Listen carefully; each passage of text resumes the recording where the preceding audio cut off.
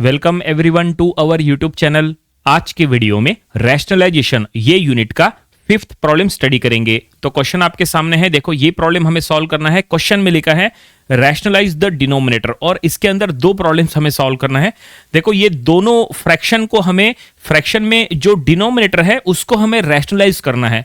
अब आपको ये पता होना चाहिए कि रैशनलाइजेशन होता क्या है। तो सुनो रैशनलाइजेशन के बारे में।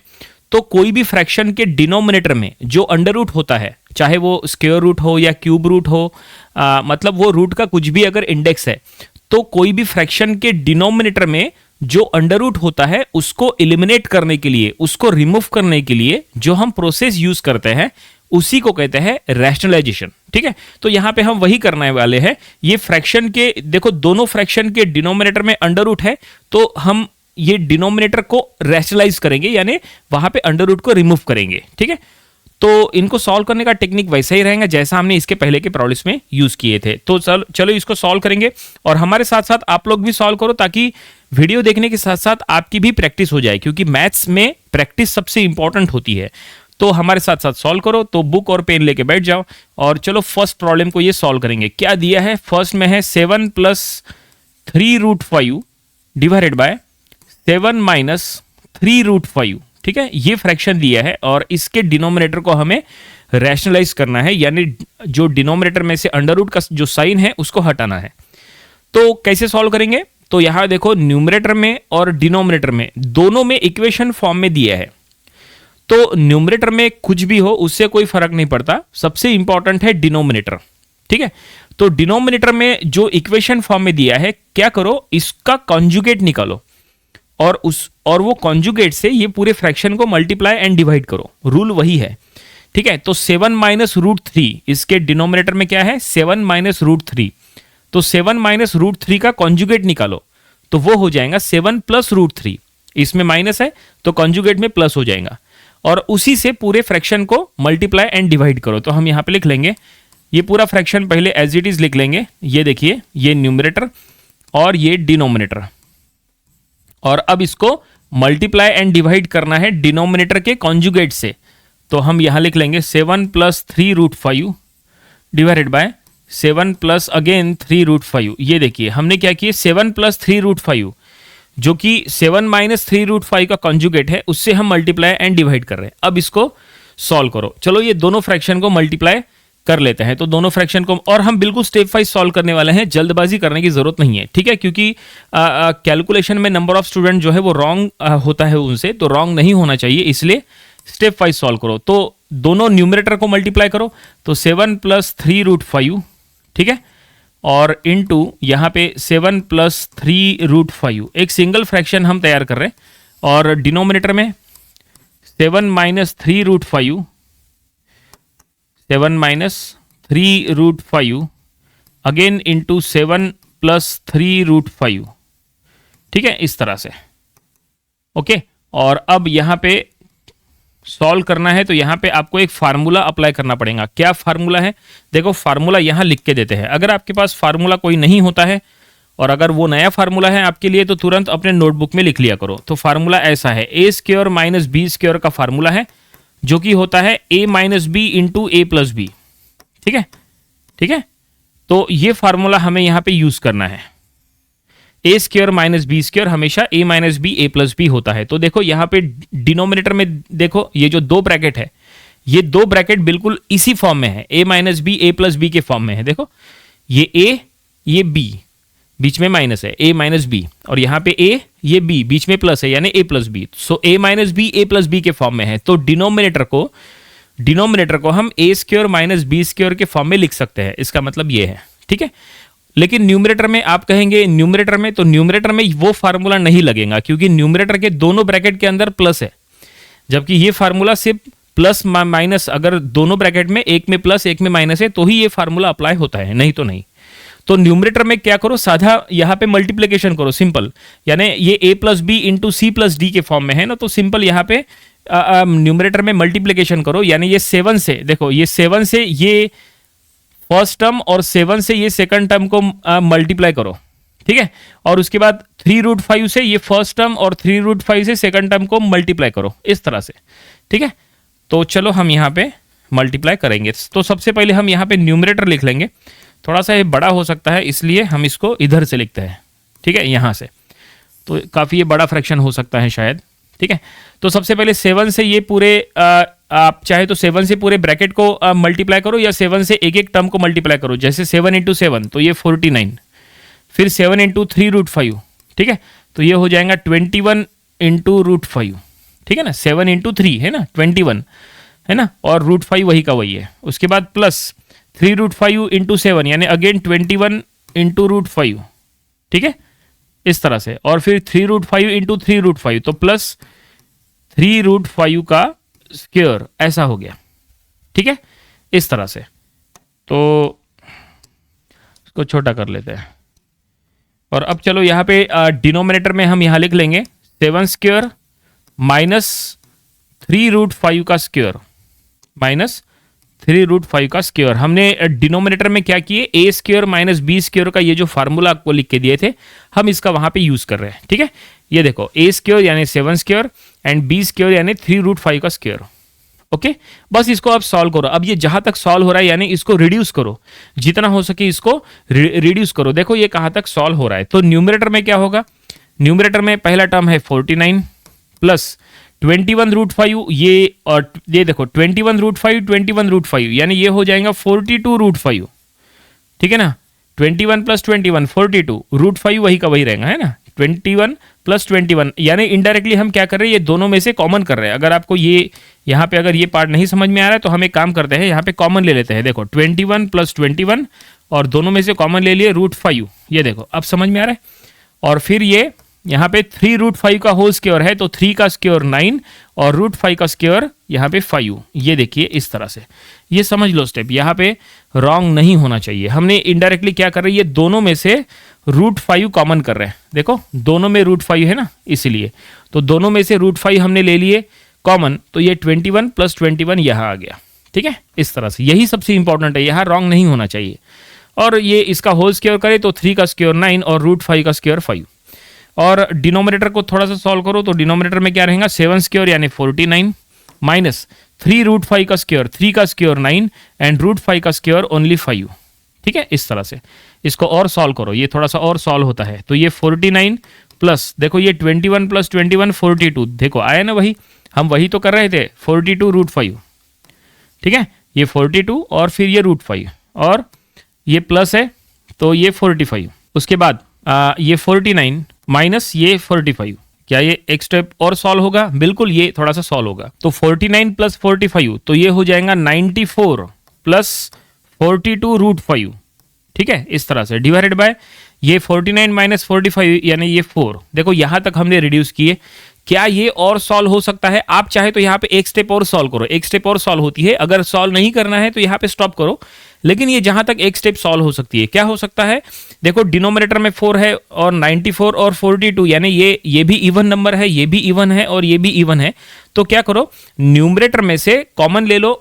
सबसे पहले चेक करो कि न्यूमरेटर में 94 और 42 क्या ये दोनों 4 से डिविजिबल है। तो दोनों तो 4 से डिविजिबल नहीं है, लेकिन दोनों 2 से जरूर डिविजिबल है। तो एक काम करो, न्यूमरेटर में से 2 कॉमन ले लो, ठीक है, और 4 जो है वहां से थोड़ा सा डिवीजन कर लो और फिर वहां पे स्टॉप करो। देखो न्यूमरेटर में से हम कॉमन ले लेंगे 2, न्यूमरेटर में से हमने 2 कॉमन ले लिए तो 94 डिवाइडेड बाय 2 करो तो ये क्या आ जाएगा, ये 47 आ जाएगा। और 42 डिवाइडेड बाय 2 कर लो तो ये आएगा 21 और √5, ठीक है, √5 और डिनोमिनेटर में 4 है, ये है, ठीक है। और अब बस यहाँ पे ये थोड़ा सा डिवीजन करो तो ये फाइनली आंसर हो जाएगा 47 प्लस, थोड़ा सा इसको ऊपर कर लेते हैं ताकि ये सॉल्यूशन यहाँ पे आ जाए, ठीक है।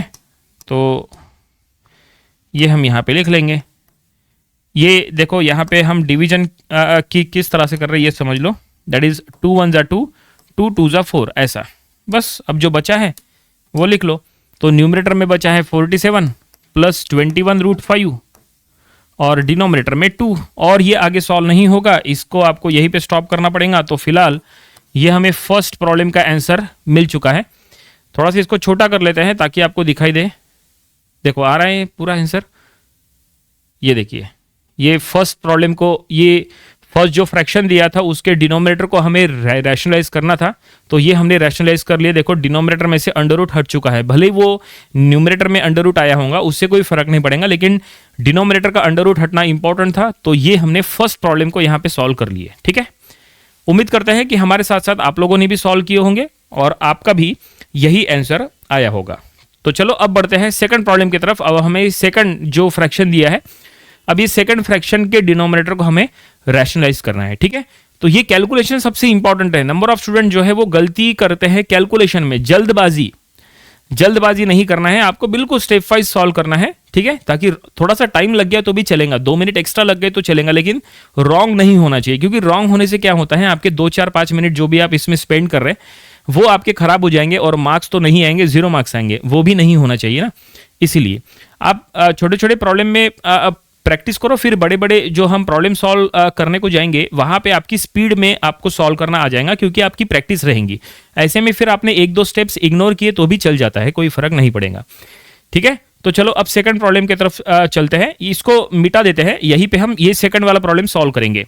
तो सेकंड ये फ्रैक्शन हम यहां पे लिख लेंगे। सेकंड फ्रैक्शन क्या दिया है, सेकंड फ्रैक्शन है दैट इज ये 2√3 माइनस √5 न्यूमरेटर में और डिनोमिनेटर में 2√2 प्लस 3√3 ये फ्रैक्शन दिया है। इसके डिनोमिनेटर को हमें रैशनलाइज करना है। ठीक है, तो चलो अब ये प्रॉब्लम हम सॉल्व करेंगे और हमारे साथ साथ आप लोग भी सॉल्व करो, प्रैक्टिस होना जरूरी है। तो यहाँ पे क्या करेंगे, बिल्कुल उसी तरह से देखो डिनोमिनेटर में भी इक्वेशन फॉर्म में है और न्यूमरेटर में भी।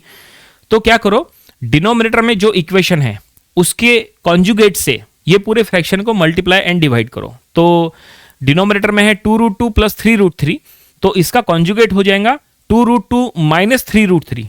ये यहां पे प्लस है तो उसमें माइनस हो जाएगा।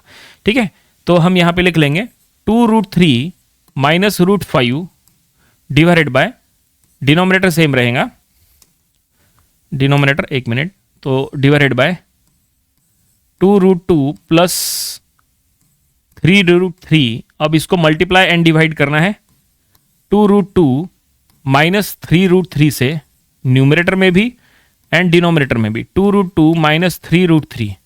ये देखिए हमने इसके कॉन्जुगेट से पूरे फ्रैक्शन को यहाँ पे मल्टीप्लाई एंड डिवाइड कर रहे हैं। और अब चलो ये दोनों फ्रैक्शंस को मल्टीप्लाई कर लेते हैं, जैसे हमने इसके पहले किए थे बिल्कुल वैसे ही हम यहाँ पे मल्टीप्लाई एंड डिवाइड करेंगे। तो न्यूमरेटर में हो जाएगा 2√3 माइनस √5 इंटू 2√2 माइनस 3√3 और डिनोमिनेटर में यहाँ पे 2√2 प्लस 3√3, 2√2 माइनस 3√3। ये देखिए बिल्कुल स्टेप वाइज चल रहे हैं। अब यहाँ पे डिनोमिनेटर में फिर से फार्मूला यहाँ पे यूज करो। क्या फार्मूला, देखो वही जो इसके पहले हमने यूज किए थे, ये फार्मूला काफी इंपॉर्टेंट है, a² माइनस b² का formula a minus B a plus B. ठीक है, तो ये देखो ये जो डिनोमिनेटर है उसके पहले ब्रैकेट में a प्लस बी का फॉर्म है और यहाँ a माइनस बी का फॉर्म है, तो a plus B a minus B के फॉर्म में है, तो इसके जगह आप a² माइनस b² ऐसा लिख सकते हैं। तो a और b की क्या वैल्यू है वो आप चेक करो। तो a की वैल्यू है 2√2 एंड b की वैल्यू है 3√3। और न्यूमरेटर में ये फार्मूला यूज नहीं करना है, न्यूमरेटर में यहाँ पे दोनों जो ब्रैकेट है वो दोनों सेम है। ठीक है, तो वो फार्मूला आपको वहां यूज नहीं, 1 मिनट सॉरी, न्यूमरेटर में दोनों ब्रैकेट सेम नहीं है। न्यूमरेटर में हमें लगा न्यूमरेटर में भी सेम होगा, ब्रैकेट सेम नहीं है, जबकि यहाँ पे न्यूमरेटर में दोनों में माइनस सिंबल है और ब्रैकेट जो है वो अलग अलग है। यानी यहाँ पे a minus B into C minus D का फॉर्म है, तो वो मल्टीप्लाई आपको करना पड़ेगा। ठीक है,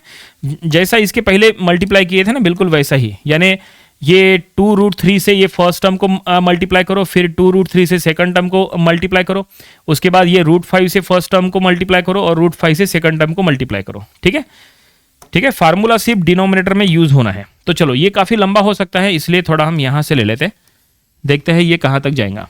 तो सबसे पहले न्यूमरेटर में 2√3 इंटू 2√2, तो ये हो जाएगा 4√3 इंटू √2 ऐसा। ठीक है, ओके, फर्स्ट टर्म को मल्टीप्लाई कर लिए, उसके बाद 2√3 से 3√3 को मल्टीप्लाई करो, माइनस है क्योंकि वहां पे माइनस है इसलिए ये हो जाएगा 6 इंटू √3 इंटू √3। ठीक है, इस तरह से हो गया। उसके बाद ये √5 से मल्टीप्लाई करो, माइनस है तो ये हम यहां लिख लेंगे 2√2 इंटू √5।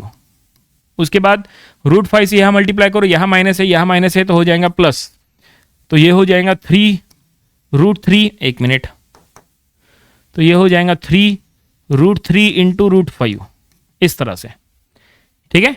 और डिनोमिनेटर में जैसा हमने कहा, डिनोमिनेटर में फार्मूला यूज करना है, तो ए स्क्वायर, ए की वैल्यू क्या है, बी की वैल्यू क्या है, तो ये ए की वैल्यू है और ये बी की वैल्यू है, ठीक है। यहां पे भी देखो ये ए है, ये बी है, तो हम इसको लिख लेंगे ऐसा, ए स्क्वायर यानी 2√2 का स्क्वायर और फिर माइनस बी स्क्वायर यानी 3√3 का स्क्वायर, ये देखिए इस तरह से। और अब इसको सॉल्व करो, जहां तक ये सॉल्व हो रहा है देखते हैं ये कितना रिड्यूस होगा। इसके पहले के प्रॉब्लम में जैसा काफी सारा कैलकुलेशन आया था, हो सकता है उसी टाइप का कैलकुलेशन यहां भी हो। तो चलो हम इसको सॉल्व करेंगे।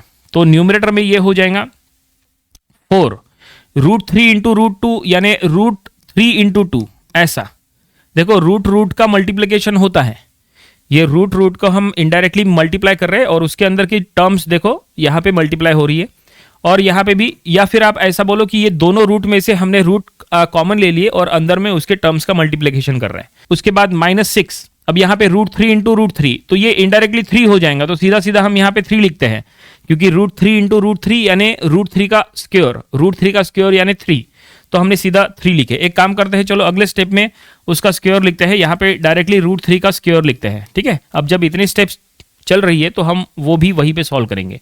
-2, यहाँ पे रूट कॉमन ले लो, तो ये हो जाएगा 2 इंटू 5, ठीक है।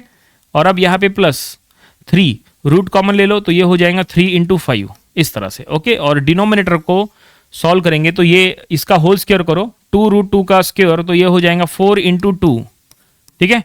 और फिर -3√3 का स्क्वायर करो, तो 3 का स्क्वायर 9 और √3 का हो जाएगा 3, ये देखिए इस तरह से। बस एक दो स्टेप्स और इसको एक्सटेंड करो तो ये पूरा हो जाएगा। तो ये 4√6 -6 इंटू 3, ठीक है। उसके बाद ये -2√10 प्लस 3√15 ऐसा हो जाएगा। और डिनोमिनेटर में यहाँ पे 8 और ये -27, ठीक है, ओके। और अब यहाँ पे एक दो स्टेप्स और इसको एक्सटेंड करो, तो ये हो जाएगा 4√6, ठीक है।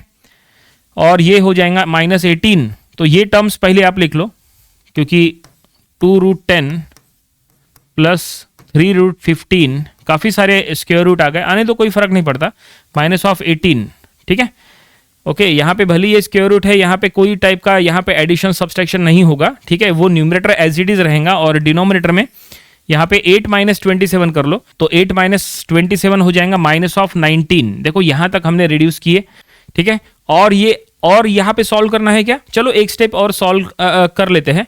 आप कहेंगे सब कुछ तो हो गया, अब हम क्या करेंगे, देखो डिनोमिनेटर में जो 19 के आगे माइनस है, ये माइनस से पूरे न्यूमरेटर को मल्टीप्लाई कर लो, ठीक है, वो एक हो सकता है। इसको थोड़ा सा ऊपर कर लेते हैं, माइनस से मल्टीप्लाई कर लेते हैं, ठीक है ना। तो माइनस से मल्टीप्लाई कर लेंगे तो डिनोमिनेटर में से माइनस हट जाएगा, तो 19 रहेगा। और न्यूमरेटर में, ठीक है, माइनस से मल्टीप्लाई करेंगे तो ये यहाँ पे माइनस आ जाएगा, ये प्लस हो जाएगा, ये माइनस हो जाएगा और ये प्लस हो जाएगा, ठीक है। तो जो प्लस वाला टर्म है वो हम पहले लिख लेते हैं, तो ये 18 हम पहले लिख लेते हैं और उसके बाद सभी टर्म्स लिखते हैं, -4√6 प्लस 2√10 और -3√15। और आगे सॉल्व नहीं होगा, अब ये आपको यहीं पे स्टॉप करना पड़ेगा।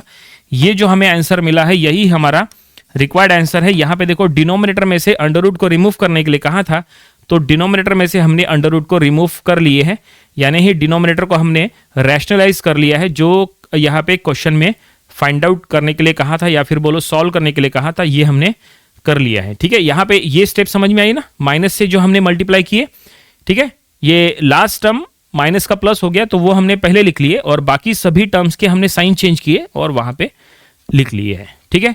उम्मीद करते हैं कि हमारे साथ साथ आपने भी सॉल्व किए होंगे और आपकी भी अच्छी खासी प्रैक्टिस हो गई होगी। तो ये था रैशनलाइजेशन, ये यूनिट का प्रॉब्लम नंबर 5। इसके पहले के 4 प्रॉब्लम्स वो भी आपको स्टडी कर लेना चाहिए और इसके आने वाले दिनों में हम इसके और भी नंबर ऑफ प्रॉब्लम्स कवर करेंगे ताकि इसकी और अच्छे से प्रैक्टिस हो जाए।